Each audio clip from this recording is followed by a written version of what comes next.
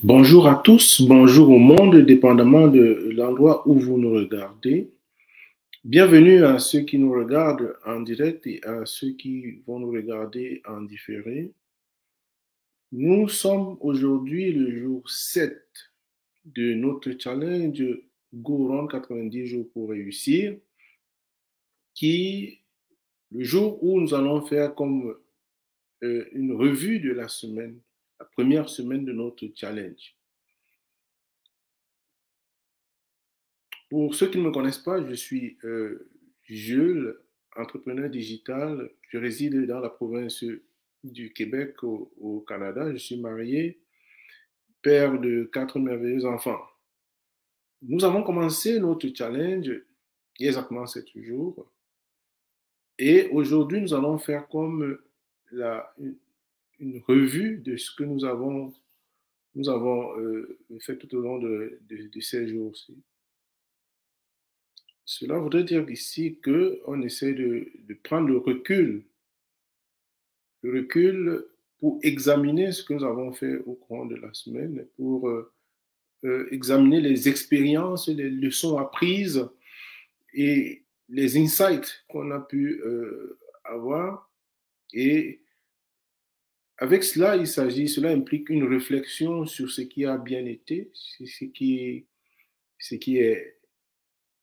a mal été, ce qu'il faut améliorer, et puis comment organiser cela pour pouvoir favoriser la poursuite de notre challenge dans le but de pouvoir atteindre nos objectifs. Alors, le jour 1, nous avons introduit le challenge. C'était quoi le challenge? Go Round 90 jours. Donc, pourquoi est-ce qu'on le fait? Et le jour 2, je me suis présenté à vous, immigrant,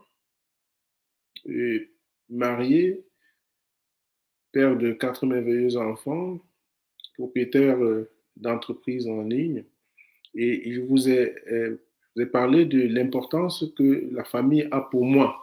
Donc, pour moi, la famille, c'est quelque chose qui est important. Et le jour 3, je vous ai parlé des objectifs. Les objectifs du challenge. On a parlé des objectifs SMART, comme on répète tout le temps. Donc, passer plus de temps avec la famille, trouver l'équilibre entre le travail et la famille, atteindre ce que je n'ai pas peut-être précisé la fois dernière, quand j'ai fait cette petite revue, c'est l'objectif de l'entreprise qui est d'atteindre 67% de, de prospects, 67% de prospects d'ici la fin du challenge. Et au jour 4, nous avons parlé de l'importance de la cohérence qui transforme nos intentions en des résultats tangibles. Alors, quand j'ai parlé de cohérence, j'ai peut-être pas mentionné qu'il s'agit aussi de la consistance. La cohérence, la consistance dans l'effort que vous faites, et vous le faites de façon cohérente, mais il faut également le faire de façon consistante. Consistance qui fait en sorte que cela vous permet de pouvoir atteindre les objectifs. Parce que pour moi, la cohérence et la consistance restent comme le socle ou alors le fondement sur lequel se base toute réussite.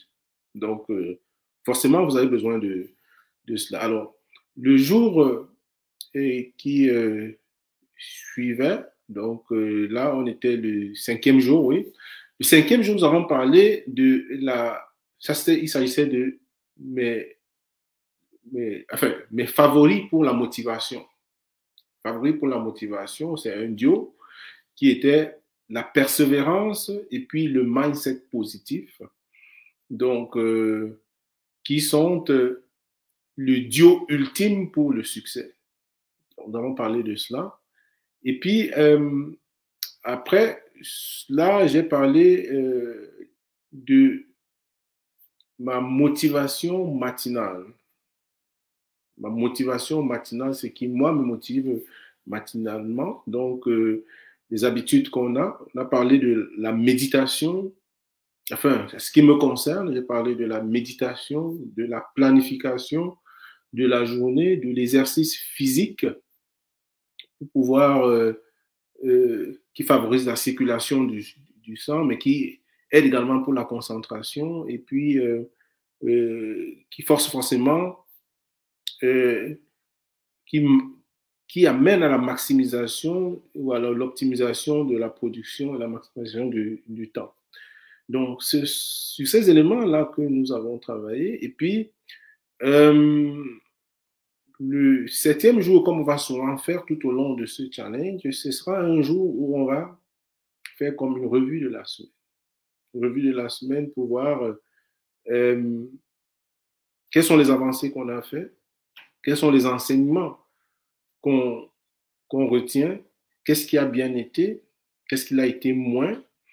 Et cela implique également une réflexion, comme j'ai dit au début, sur ce qui a bien été, ce qu'on pourrait reconduire, ce qu'on pourrait euh, améliorer.